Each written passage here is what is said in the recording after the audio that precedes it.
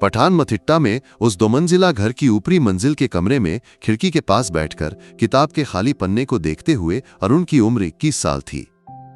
बाहर बारिश थम चुकी थी। इमली के पेड़ की पत्तियों से बारिश की बूंदें नीचे गिर रही थीं और उनका हल्का सा शोर अरुण के कानों में पड़ रहा था। हर बूंद के जमीन पर गिरने के साथ उसे लगता था कि एक कविता जन्म ले रही है, लेकिन उसकी कलम की नोक पर शब्द नहीं आ रहे थे। नीचे रसोई में मां के बर्तन फेंकने की आवाज सुनाई दे रही थी। जब भी पिता खाड़ी से फोन करते, मां का गुस्सा बढ़ जाता। फोन पर पिता की रूखी आवाज सुनते समय अरुण ने कई बार मां की माथे की नसों को तनते और सिकुड़ते देखा था। उससे कहो कि कोई काम धाम करे। इंजीनियरिंग में दाखिल करवाया था, कविता लिखकर घूमने के लिए नहीं।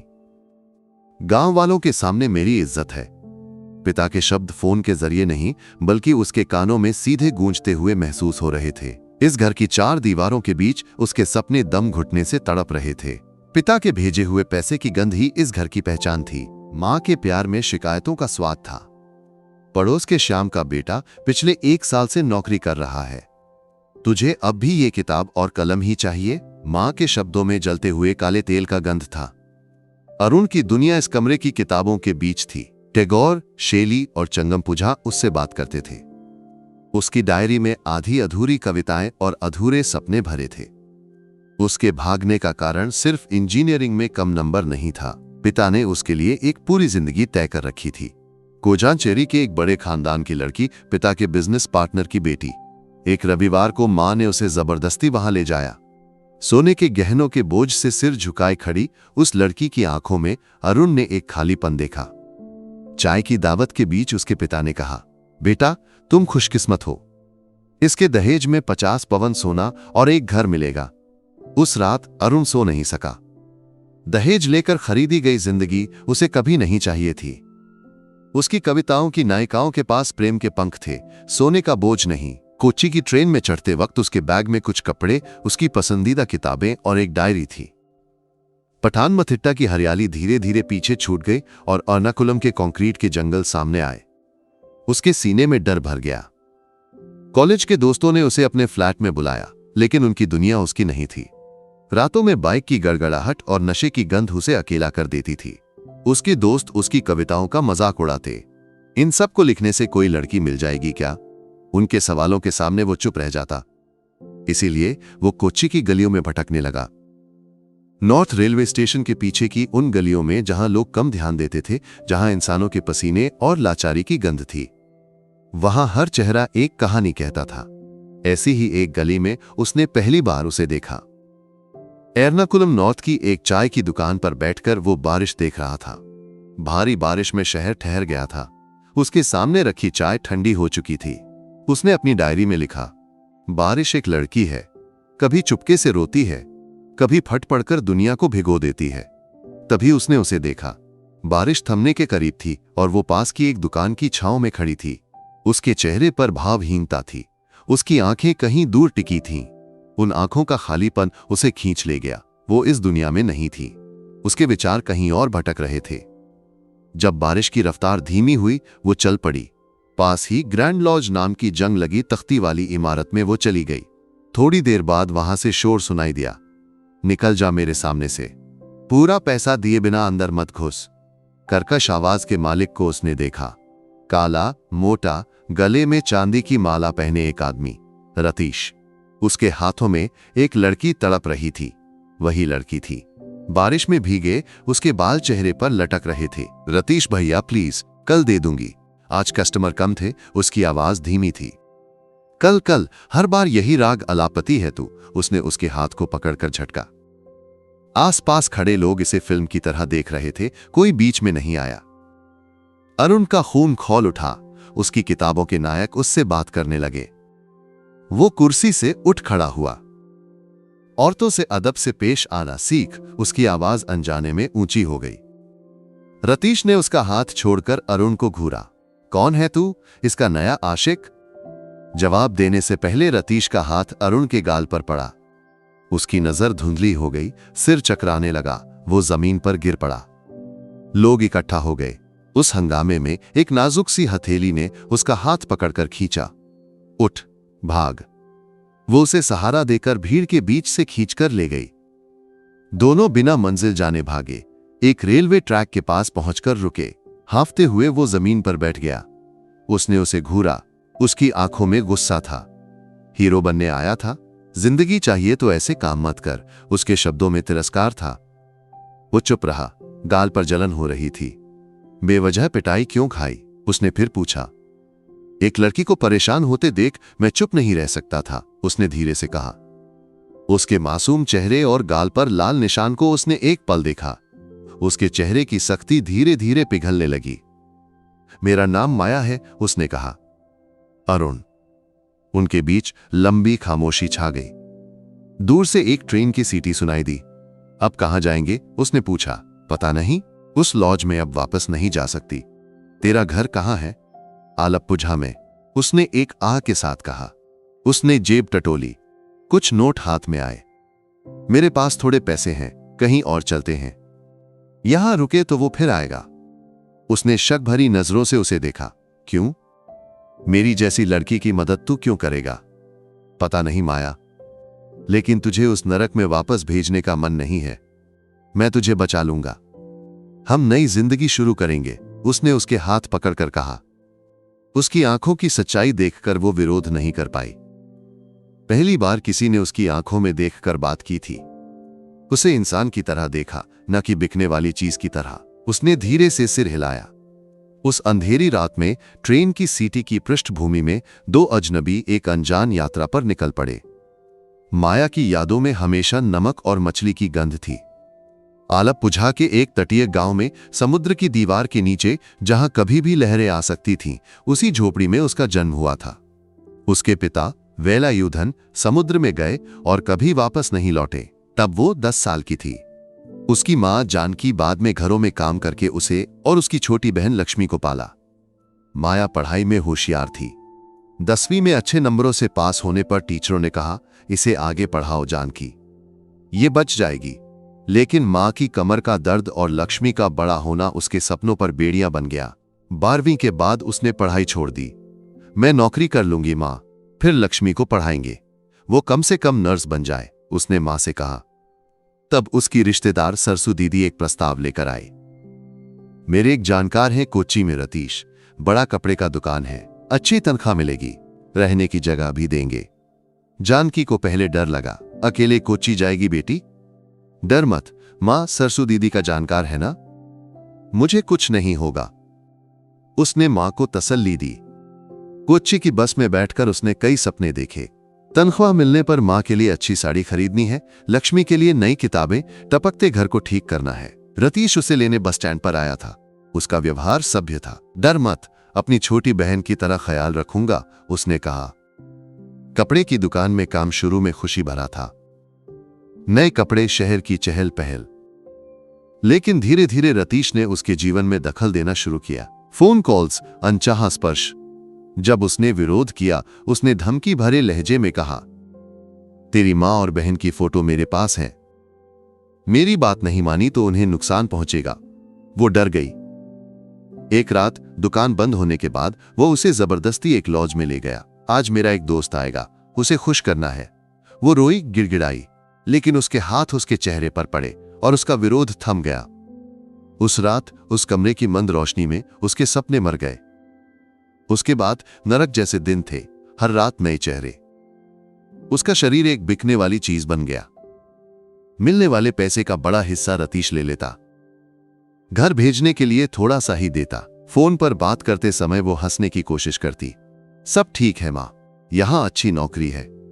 कई बार उसने आत्महत्या के बारे में सोचा, लेकिन मां और बहन का चेहरा याद आने पर वो ऐसा नहीं कर पाई। उस लॉज में उसके जैसी और भी थीं, जिंदगी के दो सिरों को जोड़ने की जद्दोजहद करने वाली। कुछ ने इस जिंदगी को उत्सव बना लिया था, कुछ चुपचाप सब सहती थीं। वहां उसकी मुलाकात राहेल से हुई, उससे उम्र में बड़ी, सब कुछ देख चुकी एक औरत। यहां से भागने की कोशिश मत कर बेटी, एक बार फंस गए तो बाहर की जिंदगी नहीं मिलती। समाज हमें दूसरी नजर से देखेगा, राहेल ने कहा। एक बार भागने की कोशिश करने वाली एक लड़की को रतीश ने सड़क पर पीटा था।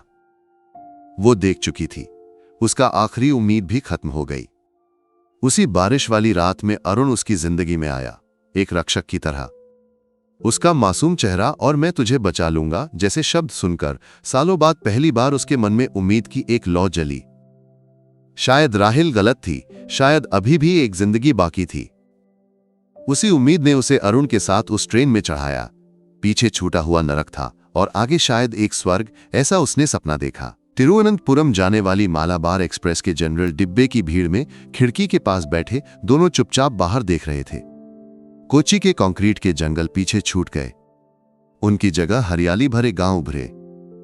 हर रेलवे स्टेशन के गुजरने के साथ माया को लग रहा था कि रतीश का चेहरा उसके मन से मिटता जा रहा है। अरुण ने बीच बीच में उसे देखा, उसके चेहरे पर डर और उम्मीद दोनों छाए थे। डर मत, मैं हूं ना साथ में, उसने उसके हाथ को हल्के से छूकर कहा। उसने उसे देखा और हल्का सा मुस्कुराई। उस स्पर्श में उसे हिम्मत मिली। वर्कला में ट्रेन से उतरते समय सुबह होने लगी थी। स्टेशन के बाहर एक नई दुनिया थी, वहां की हवा में एक खास ठंडक थी। अब कहां? माया ने पूछा। कम किराए में एक कमरा ढूंढते हैं, पापनाशम बीच के पास हो तो अच्छा। उन्होंने एक ऑटो लिया और पापनाशम क्लिफ की ओर गए। रास्ते में एक छोटी चाय की दुकान पर नाश्ता किया। समुद्र तट से ज्यादा दूर नहीं, एक गली में जोसेफ्स होमस्टे का छोटा सा बोर्ड दिखा। आंगन में ढेर सारे पौधों वाला एक पुराना घर। वहां उनकी मुलाकात जोसेफ चाचा से हुई। 70 के करीब उम्र, सफेद बाल और दाढ़ी, आंखों में स्नेह भरा एक इंसान। उनकी पत्नी का देहांत हो चुका था, बच्चे विदेश में थे, वो अकेले रहते थे। उनकी हालत देखकर शायद उन्होंने ज्यादा सवाल नहीं पूछे। ऊपर एक छोटा कमरा है, अभी वहां रह सकते हो, किराया बाद में दे देना। वो कमरा छोटा था लेकिन साफ सुथरा। खिड़की खोलने पर दूर समुद्र दिखता था। उस रात सालों बाद माया ने चैन की नींद ली। उसके सपनों में रतीश का चेहरा नहीं था। अगले कुछ दिन सपने जैसे थे। हर शाम वे समुद्र तट पर टहलते। सूर्यास्त की लाल रोशनी में लहरें सोने की तरह चमकती थीं। अरुण उसके लिए कविताएं सुनाता। ऐ समुद्र, तेरी गहराइयों में कितने आंसुओं का नमक सो रहा है, कितने ख्वाब मूंगे बनकर चमक रहे हैं। उसकी कविताएं सुनकर वो हंसती। उसकी हंसी उसे बहुत पसंद थी। कभी कभी लहरें पैरों को छूती तो वो बच्चे की तरह उछल पड़ती। उन दिनों में कोच्चि के उस नरक की लड़की माया नहीं थी। प्रेम और आजादी ने उसे फिर से तितली बना दिया था। एक रात चांदनी भरे समुद्र तट पर वो उसकी गोद में सिर रखकर लेटा। माया, मुझे अब वापस नहीं जाना, तेरे साथ यहां ऐसे ही जीना है। उसने उसके बालों में उंगलियां फेरी। मुझे भी। उसकी आवाज धीमी थी। उसकी आंखों में देखते हुए वो अपना अतीत भूल गई। इस इंसान का प्यार उसे एक कवच की तरह ढक रहा था, ऐसा उसे विश्वास था। कोच्चि के ग्रैंड लॉज के कमरे में रतीश बेचैन होकर इधर उधर टहल रहा था। माया 2 दिन से गायब थी, साथ में वो लड़का भी। ये उसकी मर्दानगी पर चोट थी। उसका माल किसी और के साथ भाग गया था। उसे मैं कहीं से भी उठा लाऊंगा, फिर दिखाऊंगा कि मैं कौन हूं। उसने दांत पीसे। उसने तुरंत अपने सहायक शिबू को बुलाया। शिबू एक स्थानीय गुंडा था जिसके पुलिस में कुछ संपर्क थे। शिबू, एक काम है, मेरा एक सामान कोई उठाकर ले गया, उसे ढूंढना है। रतीश ने अरुण के बारे में जो जानकारी थी शिबू को दी। शिबू ने उसके कॉलेज में जाकर पता लगाया। वहां से उसकी फोटो और पठान मथिट्टा का पता मिला। वह पढ़ने वाला लड़का है, ज्यादा शातिर नहीं। उसके दोस्त बता रहे थे कि वो कई दिनों से फ्लैट में नहीं आया। शिबू ने बताया। उसके घर फोन करके डराए। रतीश ने पूछा, अभी नहीं, केस हो सकता है। वे दक्षिण की ओर गए, ये पक्का है। मैंने रेलवे स्टेशन के अपने लोगों से पूछा है। उस दिन का सीसीटीवी चेक करेंगे तो कुछ न कुछ सुराग मिलेगा। रतीश की आंखों में बदले की आग जल रही थी। उसे माया वापस चाहिए थी, प्यार के लिए नहीं, वो उसकी सत्ता का प्रतीक थी। उसे वापस लाकर उस लड़के के सामने चवन्नी की तरह रौंदना था, फिर उसे उस नरक में धकेल देना था। यही उसका मकसद था। कुछ ही दिनों में शिबू को खबर मिली। रतीश, वे तिरुवनंतपुरम की ट्रेन में चढ़े थे, स्टेशन के सीसीटीवी में दिखे। अब उन्हें पकड़ना आसान है, मेरे कुछ लड़के वहां हैं, मैं इंतजाम कर दूंगा। रतीश के होठों पर एक क्रूर मुस्कान उभरी। उसे मत छूना, सिर्फ उस लड़के को पकड़ो, उसे यहां लाओ, बाकी मैं देख लूंगा। उनकी खुशी के दिन गिनती के थे। ये जाने बिना वर्कला के समुद्र तट पर अरुण और माया नए सपने बुन रहे थे। पहले हफ्ते का जोश धीरे धीरे ठंडा पड़ने लगा। हकीकत उन्हें घूरने लगी। अरुण के पास के पैसे खत्म होने लगे। जोसेफ चाचा ने किराया नहीं मांगा, लेकिन खाने और दूसरी जरूरतों के लिए पैसे चाहिए थे। एक सुबह दुकान से सामान लाकर लौटने पर माया ने कहा, अरुण, पैसे खत्म होने वाले हैं, अब क्या करेंगे? उसने उसके कंधे पर हाथ रखकर उसे गले लगाया। तू फिक्र मत कर माया, मैं कोई नौकरी ढूंढ लूंगा। सुना है यहां पास के होटलों में लोग चाहिए। वो नौकरी की तलाश में कई जगह गया, लेकिन बिना पहचान पत्र या कागजात के कोई उसे नौकरी देने को तैयार नहीं हुआ। हर शाम वो निराश होकर कमरे में लौटता। कविता से भूख नहीं मिटती अरुण, एक रात माया ने उदासी से कहा। वो शब्द उसके सीने में कांटे की तरह चुभ गए। वो खामोश हो गया। उनके बीच धीरे धीरे एक दूरी बनने लगी। रातों में माया डर से जागने लगी। उसे सपने में रतीश का उसे पकड़ने आना दिखता। कभी कभी अरुण की मासूमियत उसे बोझ लगने लगी। इस दुनिया के बारे में कुछ न जानने वाला एक भोला लड़का, इसके साथ वह कैसे बचेगी? एक शाम समुद्र तट से लौटते समय एक बाइक पर दो लोग उनके पास से गुजरे। उनमें से एक चेहरा उसे जाना पहचाना लगा। कोच्चि के लॉज में कभी कभी आने वाला रतीश का साथी। उसने फौरन अरुण का हाथ जोर से पकड़ लिया। क्या हुआ माया? कुछ नहीं, उसने कहा, लेकिन उसका चेहरा डर से सफेद पड़ गया था। क्या उसने उसे पहचान लिया? क्या रतीश यहां तक पहुंच गया? उस रात उसे नींद नहीं आई। डर एक काले कंबल की तरह उसे ढकने लगा। अरुण के सीने पर सिर रखने पर भी उसे सुकून नहीं मिला। यह स्वर्ग बस एक कांच का महल था जो किसी भी पल टूट सकता था, ये उसने समझ लिया। उनके व्यवहार में बदलाव जोसेफ चाचा देख रहे थे। हमेशा हंसने वाली माया का चेहरा अब मुरझाया था। अरुण ज्यादातर समय कमरे में बंद रहता। पड़ोस के कुछ लोगों ने जोसेफ चाचा से पूछा था कि ये लोग कौन हैं, कहां से आए हैं। एक शाम दो पुलिस वाले उस घर में आए। यहां अरुण और माया नाम के दो लोग रहते हैं? एक पुलिस वाले ने जोसेफ चाचा से पूछा। हां साहब, ऊपर हैं। पुलिस वाले ऊपर गए और दरवाजा खटखटाया। दरवाजा खोलने पर अरुण उन्हें देखकर सन्न रह गया। तुम दोनों को स्टेशन तक आना होगा, बयान लेना है। किस लिए साहब? अरुण ने डरते हुए पूछा।